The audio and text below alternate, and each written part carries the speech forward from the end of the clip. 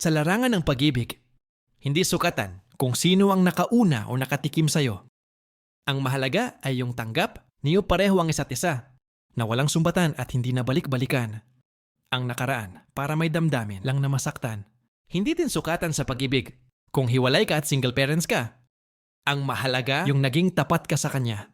Mas mainam yung nagsasabi ng totoo kaysa nililihim mo ang buo mong pagkatao dahil mas masarap magmahal sa taong nagpapakatotoo. Sa tunay na pag-ibig talaga, makakamit mo lang yan. Sa taong tanggap ang buo mong pagkatao, yung mamahalin ka, kahit ano pang pait na nangyari sa nakaraan mo. Hindi dahilan ang mga yan sa taong nagmamahal. Minsan kasi may mga bagay na mahirap ipaliwanag pagdating sa pag-ibig, yung meron kang ngang karelasyon. Pero ang buhay mo sa kanya ay sobrang pait, yung meron ka nang kinakasama. Pero binabaliwala ka lang yung meron ka nang katuwang. Pero hindi ka pinapahalagahan, kaya minsan mapapaisip ka na. Anhin mo ang relasyon yan. Kung nasasaktan ka, anhin mo ang meron kinakasama. Kung hindi ka inaalagaan at pinapahalagahan, para di ka magbago sa pakikitungo sa kanya, aanhin mo ang relasyon mo sa kanya kung ika'y pinapahiya sa iba at pamilya niya.